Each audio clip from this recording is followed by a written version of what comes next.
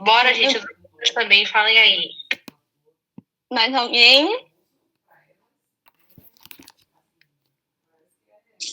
Ali. Ninguém vai falar mais não, então eu vou seguir. Passa aí, Natan. Pronto, eu tomei a liberdade de marcar alguns pontos e me chamaram a atenção, que é praticamente o caso clínico todo, mas tudo bem. Mas o que resume é também o que Evelyn falou, e a preocupação excessiva, e ela reconhece que essas preocupações são infundadas, porém ela não consegue parar de pensar, foge do controle dela. Pode passar, viu, Natan? Agora eu preciso da ajuda de vocês para responder algumas perguntas referentes ao caso clínico. E, por favor, não vale Evelyn, ela já falou. Vocês tratem de participar. A senhora tem algum transtorno? Sim. Qual o provável diagnóstico para as queixas trazidas? Se ninguém se manifestar, eu vou começar a apontar, viu? Faz isso. Vai ganhar chocolate? Eu já respondi, eu quero um chocolate. Carol Soares, bora, Carol. Fala qualquer coisa, Carol. Qualquer besteira, vai. Só participa. Gente, são fáceis as perguntas.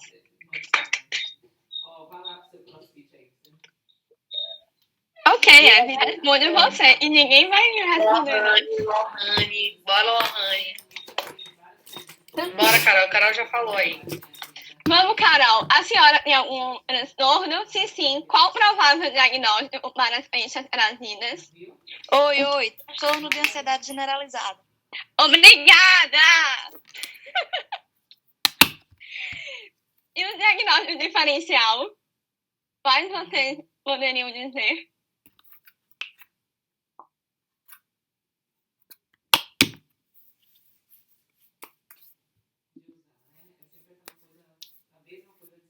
Gente, eu vou ficar no vácuo mesmo.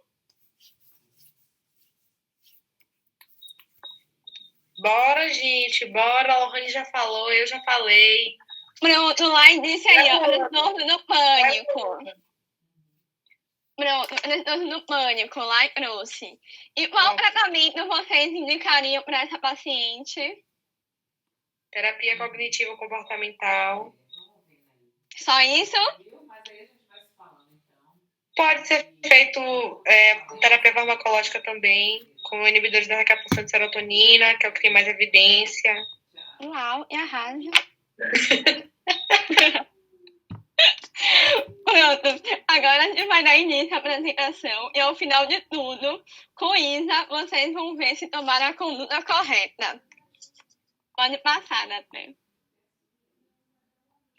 Bom, o transtorno de ansiedade generalizada, o TAG, é definido como ansiedade e preocupação excessivas, com vários eventos ou atividades na maior parte dos dias durante um período de 6 meses. A preocupação é de difícil controle e está associada com sintomas somáticos como tensão muscular, irritabilidade, dificuldade para dormir e inquietação. Esses sintomas são subjetivamente perturbadores e comprometem áreas importantes da vida da pessoa. Eu trouxe essa imagem do site do GATNA, que é um grupo de apoio e tratamento dos distúrbios alimentares e da ansiedade, que resume perfeitamente o que é TAG. Aquela pessoa que se preocupa com tudo o tempo inteiro, comprometendo de forma significativa o seu dia. Pode passar, por favor. Oi. O quê? Pronto. Sobre a epidemiologia, o artigo Transtorno de Ansiedade Generalizada. Gente, eu tenho dificuldade. Peraí.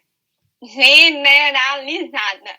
Uma revisão da literatura e dos dados epidemiológicos de 2017 analisou e verificou que em aproximadamente 43% dos estudos a prevalência do TAG não chega a 3%.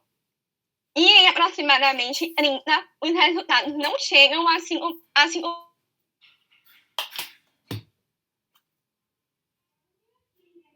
os artigos, os dados epidemiológicos, aproximadamente 74% dos artigos dos dados epidemiológicos para a TAG não chegam a 5%.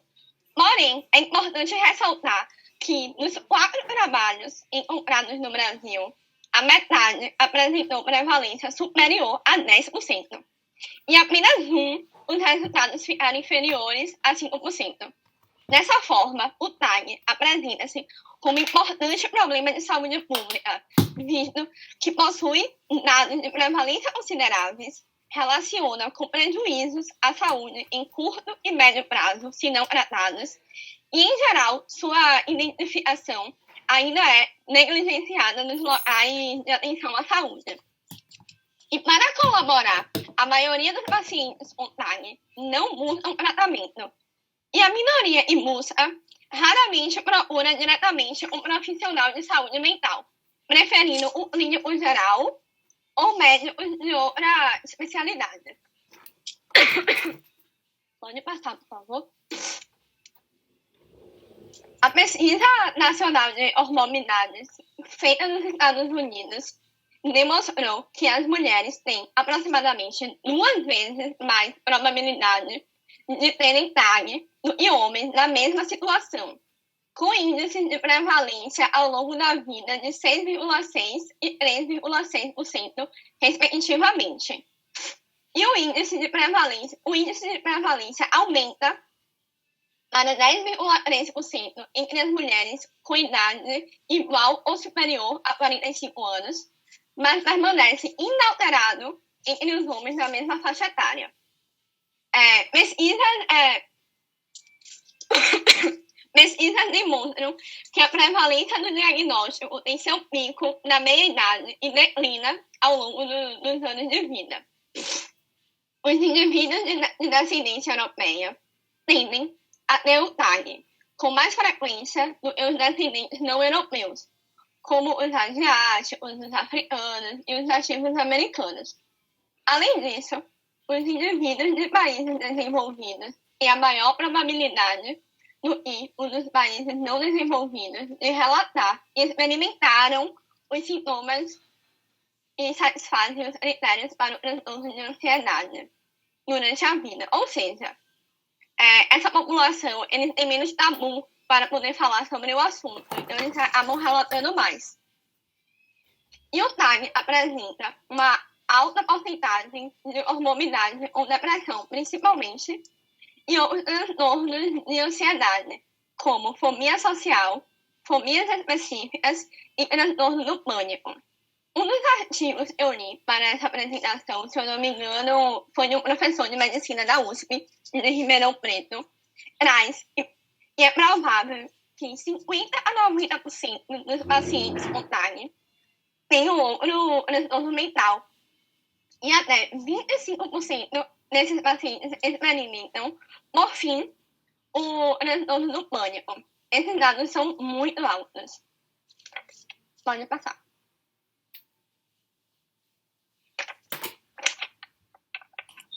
Boa noite, gente. Vocês estão me ouvindo bem? Só para saber se está de boa. Estamos ouvindo. Pronto. Então, para começar a falar um pouco da etiologia, é importante a gente saber que existe uma ansiedade normal, que é a ansiedade fisiológica, que todos nós temos, quando nós ficamos preocupados, enfim, todo mundo sabe mais ou menos o que é ansiedade, mas a gente vai falar um pouco dos critérios diagnósticos depois. Só que existe uma diferença entre a fisiológica e a ansiedade patológica. Porque o que acontece? A ansiedade patológica é aquela que prejudica a qualidade de vida do paciente, da pessoa.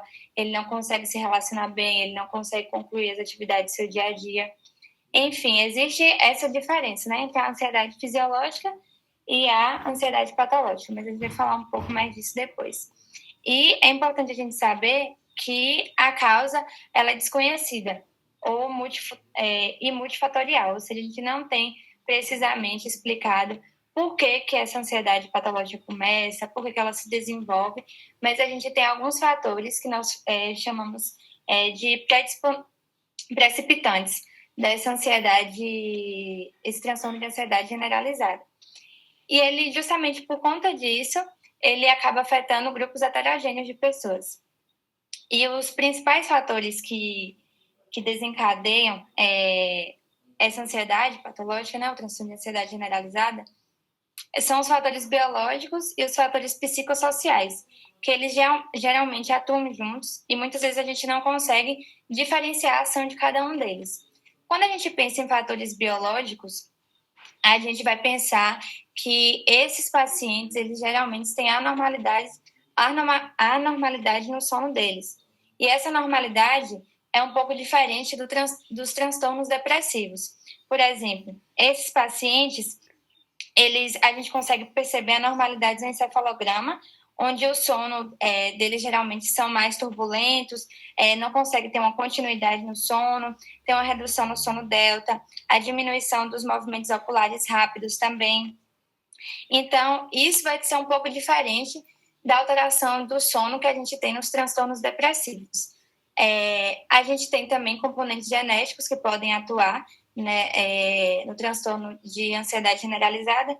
Por exemplo, pacientes que têm parentes de primeiro grau têm mais chances de serem afetados, em 25%. E uma importante também é que as principais estruturas afetadas são os gânglios da base e a substância branca. Foi demonstrado que os gânglios da base e a substância branca, eles possuem menor taxa de metabolismo nesses pacientes, uma menor taxa metabólica nesses pacientes com transtorno de ansiedade generalizada. Também pode afetar o sistema límbico e o córtex frontal. E, além disso, existem pesquisas que falam acerca da questão dos receptores no lobo occipital, dos receptores benzodiazepínicos, mas a gente não consegue ver essa anormalidade em todos os pacientes. Então, ainda são estudos que estão sendo feitos, não é algo bem preciso ainda, né? Na verdade, a base etiológica do transtorno de ansiedade generalizada é algo que está sendo muito estudado ainda, né? E também o que foi percebido é que esses pacientes, eles geralmente têm uma menor sensibilidade aos receptores alfa-adrenérgicos. O outro ponto muito importante são os fatores psicossociais. O que seriam esses fatores psicossociais? A gente vai estudar, geralmente, a gente tem duas escolas que estudam esses fatores psicossociais, que é a escola cognitivo-comportamental e a escola psicanalista. A escola cognitivo-comportamental, eles perceberam que esses pacientes que têm um transtorno de ansiedade generalizada, eles respondem de forma incorreta e imprecisa aos perigos percebidos, ou seja, aos momentos de tensão, aos momentos que aquele paciente está em uma situação, digamos assim, um paciente que tem transtorno de ansiedade e ele está aqui em uma festa, ele está segurando um copo na mão.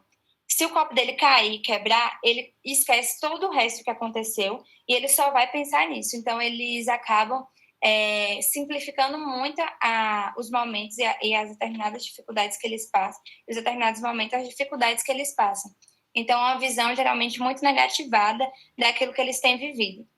E isso acaba prejudicando eles nos momentos de enfrentar alguns problemas, dificuldades, enfim, e acarreta e acaba prejudicando toda a vida daquele paciente, né? Já a escola psicanalista, eles falam acerca da hipótese dessa ansiedade como um sistema de conflitos inconscientes não reconhecidos e não percebidos por esses pacientes. Inclusive, foi através de Freud que, em 1909, ele trouxe essa teoria psicológica e hoje a gente não estuda mais o transtorno de ansiedade generalizada com base fisiológica, digamos assim. A gente pensa mais em fatores psicológicos, porque nem todos os pacientes a gente consegue comprovar uma deficiência de neurotransmissores, de receptores e assim por diante. Pode passar, por favor.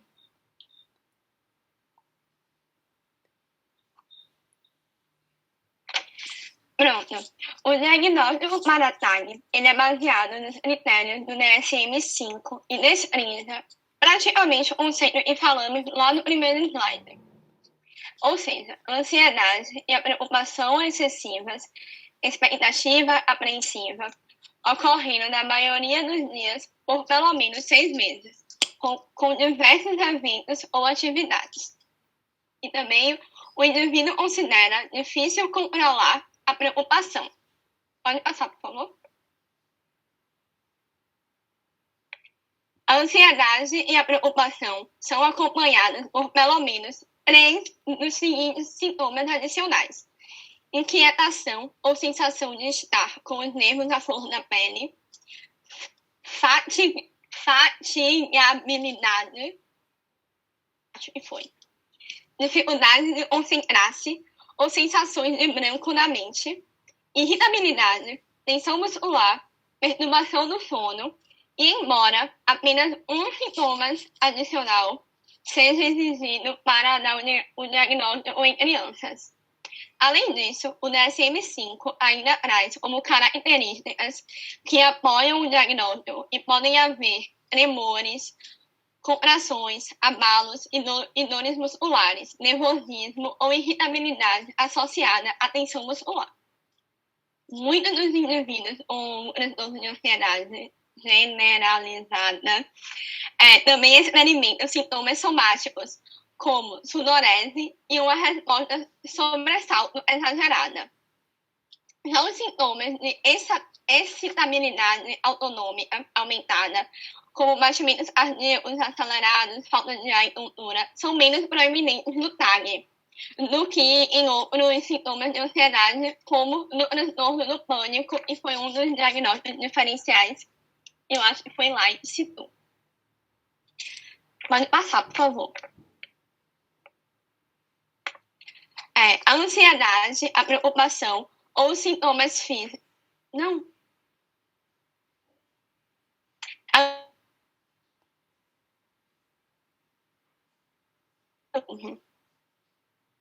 Mas vocês avançaram muito.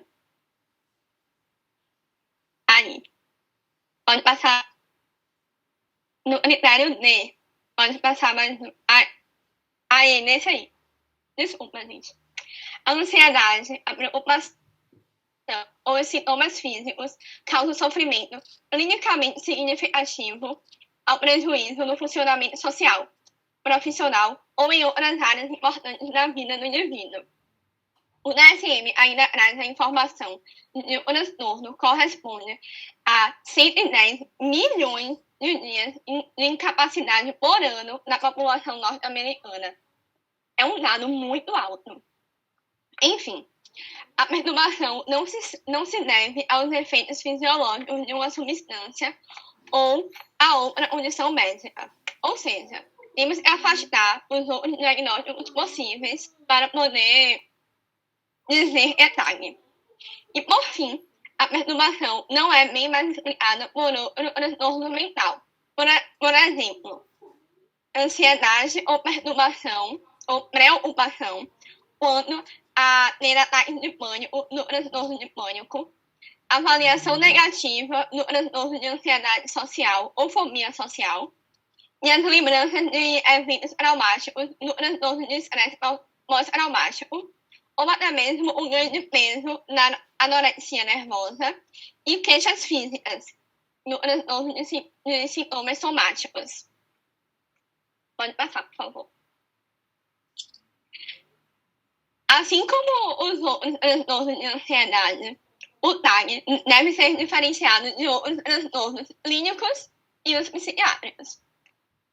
Os transtornos neurológicos endócrinos, como hipertiroidismo, metabólicos e relacionados a medicamentos, devem ser pesquisados através da história clínica, achados laboratoriais e exames físicos, justificando que essa ansiedade é um efeito fisiológico de outra condição clínica específica. Agora, para poder diferenciar o TAG de outros transtornos psiquiátricos, é um pouquinho mais difícil. Principalmente pela alta porcentagem de comorbidade com os transtornos, como já foi dito, o pânico, as fobias e a depressão. Então, para diagnosticar o TAG no contexto de outros transtornos de ansiedade, é muito importante documentar a ansiedade ou a preocupação relativa às circunstâncias ou tópicos que estão ou não relacionados ou que estão minimamente relacionados a outros transtornos. O diagnóstico apropriado deve estabelecer, em definitivo, a presença de transtorno de ansiedade o TAG, e diagnosticar de maneira adequada os outros transtornos. Por exemplo, com frequência, o paciente com TAG desenvolve transtorno depressivo maior. E, como resultado, essa condição deve ser reconhecida e diferenciada.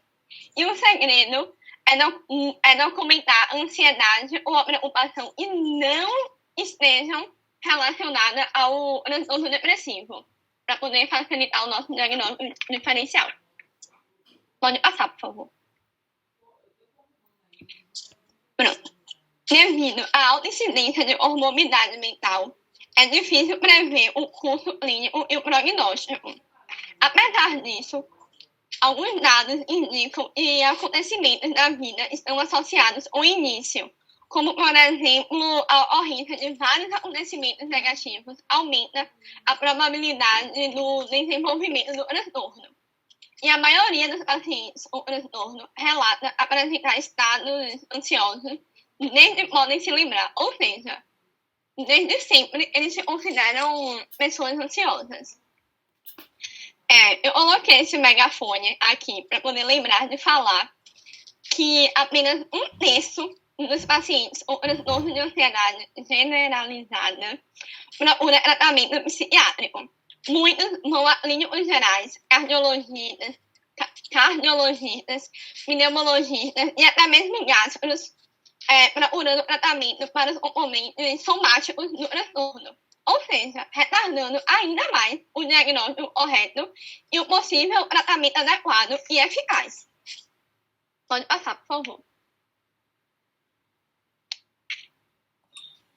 Pronto. Gente, Mo estava falando aí que muitos pacientes retardam a procura por um médico, por um psiquiatra, né? Ou até mesmo psicólogo, para buscar saber o porquê dos outros sintomas que não sejam somáticos. E vocês têm uma ideia por que isso acontece? Ou porque a TAG muitas vezes é subdiagnosticada? Alguém poderia falar? Estou aguardando.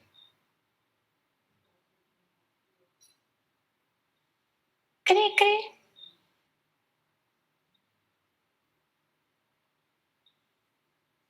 Ninguém tem ideia? Ou ninguém me escuta? Gente, não é possível uma coisa dessa. Vocês estão me ouvindo?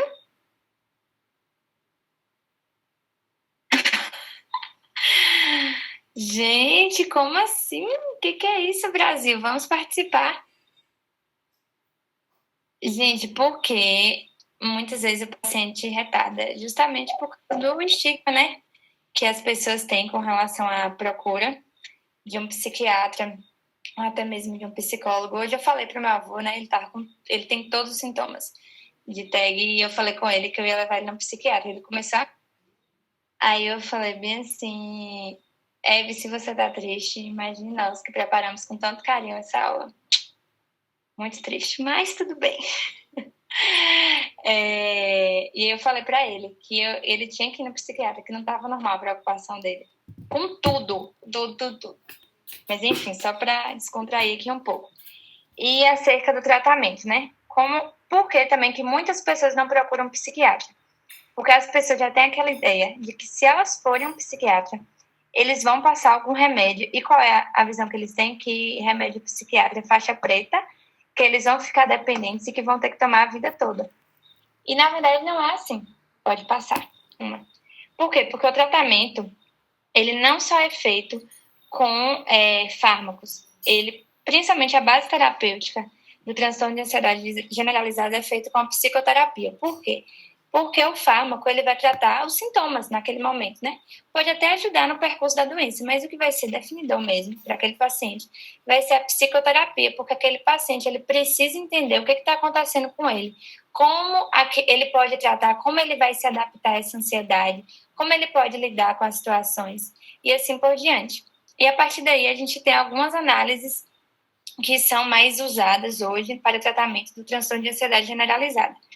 Pensando na perspectiva psicanalista, a gente vai pensar só voltando aqui um pouco, é importante a gente lembrar que o paciente que vai até um tratamento, vai fazer uma psicoterapia, ele não precisa necessariamente ter uma ansiedade patológica.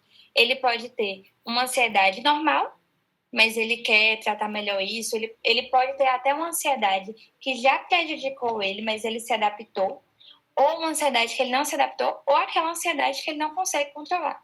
Então, a psicoterapia, ela não é apenas para aquele paciente que sofre da ansiedade patológica, do transtorno de ansiedade generalizado, mas é para qualquer paciente que queira entender melhor a sua ansiedade e queira tratar. Então, quando a gente pensa na perspectiva psicanalista, a gente vai pensar em um tratamento que vai ter como visão tratar perturbações inconscientes que aquele paciente ele não sabe que existe. Ou seja, aquele paciente chega no seu consultório... Gente, 1 minuto aqui, só 1 minutinho.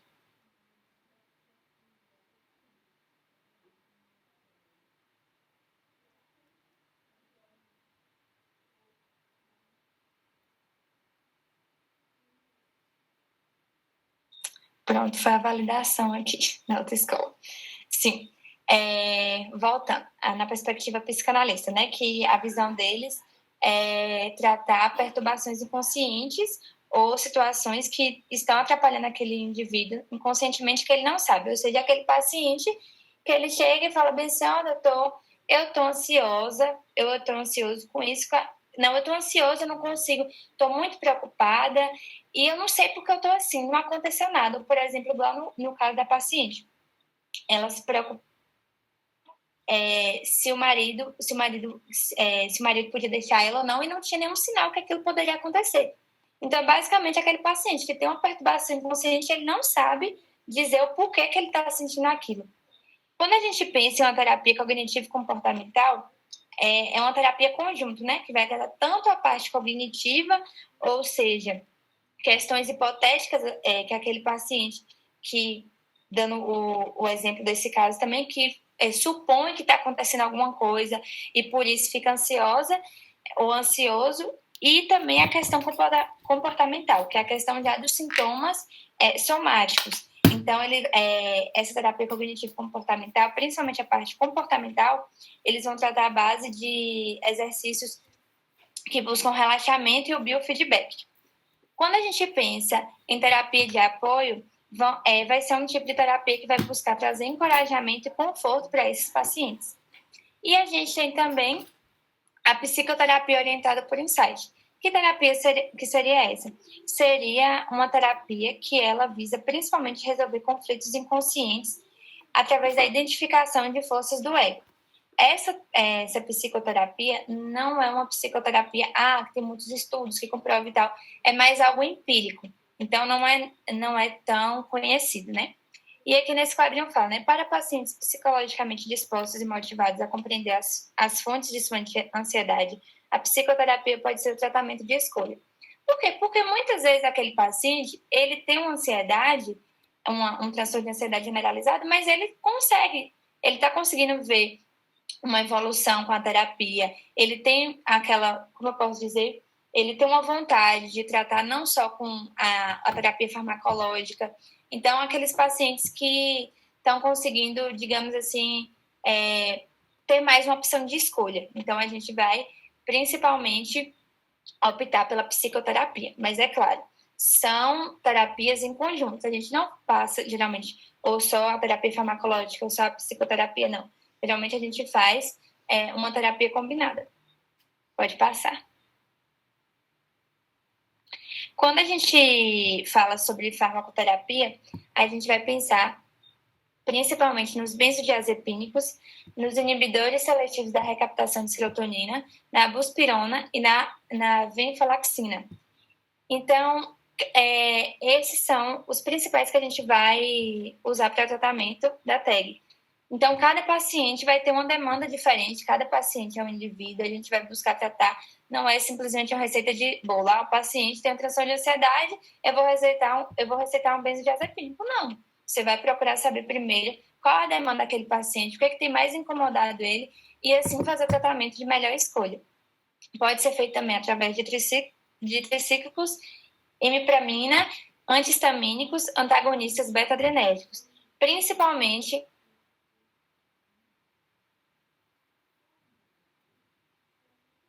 pode passar. Então, quando a gente pensa em benzodiazepínicos, que geralmente quando todo mundo pensa em ansiedade, pensa já no benzodiazepínico, mas a gente tem que ter um certo cuidado. Por quê? Porque esse remédio, esse fármaco, é aquele fármaco que a gente já prescreve com data de, por exemplo, eu prescrevo hoje, eu já sei que tal dia eu vou fazer a redução gradativa daquele fármaco. Por quê? Porque é um fármaco que tem grande chance de ocorrer dependência no paciente e de causar tolerância, ou seja, eu vou ter que aumentar a dose para aquele paciente ter uma resposta melhor. Então, não é um fármaco que eu vou usar como tratamento de base de uma patologia como a TEG. Então, o que a gente vai fazer? A gente vai passar esse benzodiazepínico em torno de 2 a 6 semanas, depois a gente vai fazer uma redução gradativa em 1 a 2 semanas, e depois a gente vai fazer a interrupção. E essa interrupção aí a gente vai falar mais à frente. A gente vai adicionar um outro fármaco ou o quê? Enfim. E por que tem todas essas questões dos benzodiazepínicos? Porque além de causar essa tolerância e essa dependência, também pode ter um comprometimento da vigília. Então, aquele paciente ele pode estar mais sujeito a acidentes automobilísticos e assim por diante. Pode passar, por favor. E aqui a gente tem a buspirona. Qual a ação da buspirona? A buspirona é um agonista parcial dos receptores de serotonina e ele é bastante usado em conjunto com os benzodiazepínicos. Por que ele é tão usado em conjunto com os benzodiazepínicos? Porque, diferentemente dos benzodiazepínicos, ele atinge o seu pico, os seus efeitos máximos, de 2 a 3 semanas. Ou seja, vai ser naquele momento onde a gente vai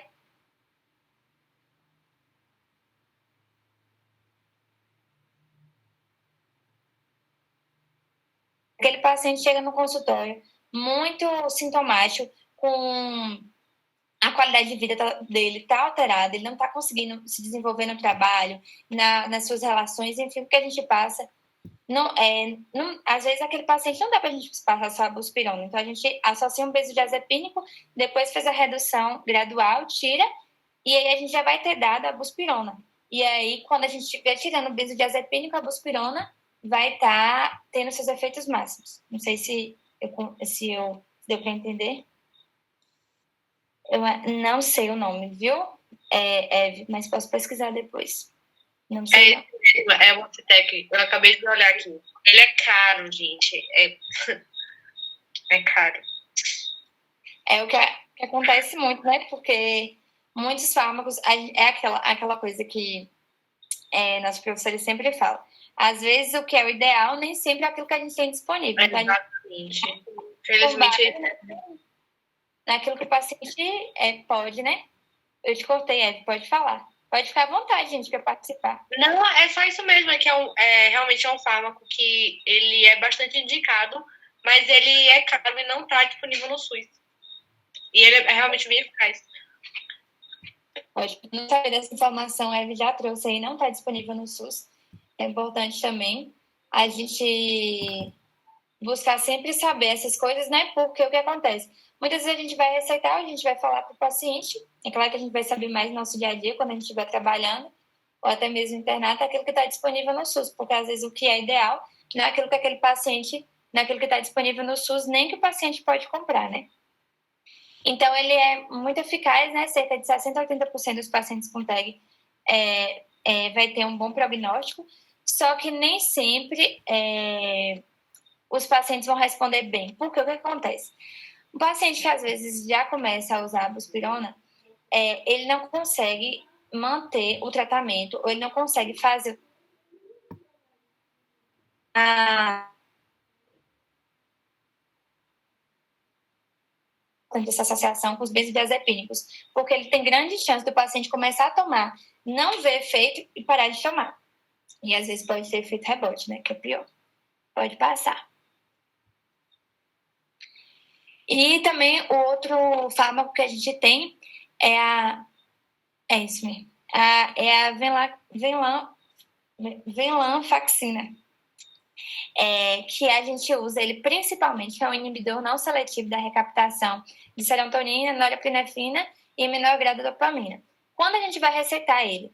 Quando esse paciente ele tiver sintomas somáticos associados. Então, ou seja, paciente que está tendo insônia, má concentração, inquietação, irritabilidade, tensão muscular excessiva, todos eles associados ao TEG, né? E a outra opção farmacológica também que a gente tem é os inibidores seletivos da recaptação de serotonina. Principalmente, eles vão ser muito usados em pacientes que já têm depressão mórbida. Mas a gente tem que tomar cuidado com a questão de receitar logo de cara a fluoxetina. Por quê? Porque pode ter um aumento da ansiedade de forma transitória e causar estados agitados. Quando a gente estava conversando sobre, né, eu estava até falando que pode induzir o aumento de suicídio em pacientes que já tinham depressão, então não sabia. Achei muito interessante essa informação que ela trouxe, então fica aí também para vocês saberem. Então, o que a gente vai passar se a gente for usar os inibidores seletivos de recaptação de serotonina? A gente vai optar primeiramente pela sertralina, citalopram ou paroxetina, que são escolhas em transtorno depressivo maior. Também, ó, vou falando. Fluoxetina é anorexígena, deixa eu ver aqui. Também nos primeiros meses. Isso porque nos 3 primeiros meses da fluoxetina, ele causa uma redução do apetite, né?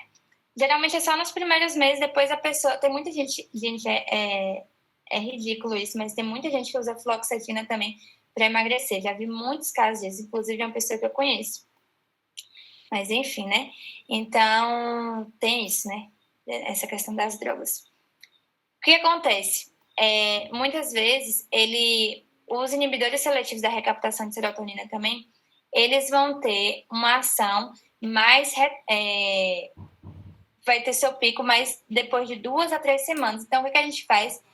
O mesmo esquema da buspirona. A gente associa com benzodiazepínicos, vai fazendo a redução gradativa, juntamente com os inibidores seletivos, para aí a gente tirar os benzodiazepínicos e deixar só os inibidores seletivos da recaptação de serotonina. Pode passar. Não sei se eu falei rápido, mas se não deu para entender alguma coisa, vocês podem dizer. Eu só queria... Oi, eu posso só falar uma coisa? Volta aí, rapidinho. Tranquila. Você falou sobre a fluoxetina. Ela nos medicamentos, ela não vai ser a primeira escolha. A sertralina, a citalopram ou a paroxetina, eles vão ser os medicamentos de escolha quando forem indicados os inibidores seletivos de recaptação de serotonina, ao invés da fluoxetina. Você esqueceu só de falar esse detalhezinho. Desculpa. Não, tranquilo. Eu jurava que eu tinha falado, mas tá bom que complementou. Fica tranquila. Estamos aqui para isso. Pode passar. Pronto. Agora a gente vai ler o caso clínico de novo. Só aumentar aqui a tela. Uma senhora de 30 anos, casada e mãe de um filho de 2 anos, procura atendimento numa unidade básica de saúde, com queixa de tontura, dor muscular generalizada, palpitações e suor nas mãos. Refere-se que sempre teve uma certa tensão muscular, porque deixava uma tensão muscular que por vezes deixava as costas e o pescoço doloridos, mas que após o nascimento do filho piorou. No início achou que era porque estava muito tarefada em cuidar do filho e dos afazeres da casa, mas mesmo quando conseguiu se organizar melhor, os sintomas continuaram e apareceram sintomas novos, como tontura, palpitações e insônia. Começou a ficar muito preocupada, achando que poderia estar com algum problema de saúde. Refere que suas preocupações não se restringem à sua saúde. Preocupa-se também com a saúde de seus familiares, com situação financeira, se conseguirão pagar os estudos do filho, quando esse crescer. Lembra que eu estava comentando sobre essa questão de, às vezes, se preocupar com coisas que ainda nem chegaram, ou até mesmo coisas infundáveis, como, por exemplo, se um dia o esposo abandonará, embora não exista nenhuma indicação nesse sentido. Quando a esposa atrasa alguns minutos para chegar no trabalho, fica extremamente preocupada, achando que poderia ter acontecido um acidente, que tenha acontecido. Quase todos os dias, sente que seu rendimento nos trabalhos de casa está prejudicado, em razão da dificuldade de concentrar-se, uma vez que encontra-se constantemente em volta de preocupações. Reconhece que suas preocupações são infundadas, mas não consegue parar de pensar nelas. Pode passar. Só voltando para a gente...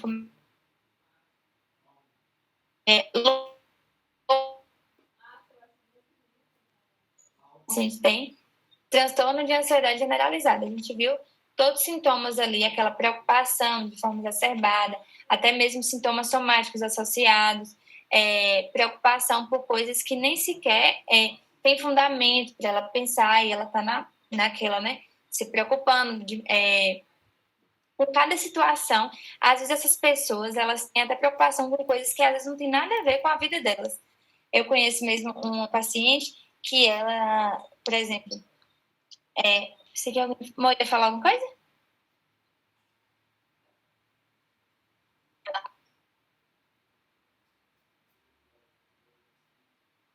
Tinham passado em medicina, né? Super feliz e tal. Só que tinha amiga da neta dela que não tinha passado ainda. Nem era tão próxima assim. E ela ficava doente, preocupada e tal. A gente pode achar, pô, que legal que for preocupada com outra pessoa, mas era uma preocupação que desgastava ela. Ela ficava assim, meu Deus, o que vai acontecer com fulano e tal? Isso aconteceu com a pessoa próxima a mim, não sabia qual fazer acompanhamento, né? Então, assim, são coisas que às vezes a gente, no início, parece ser bonitinho, ser fofinho, aquela preocupação, mas aquilo tem um impacto muito grande na vida do paciente. Amor, ia falar alguma coisa. Pode falar, amor.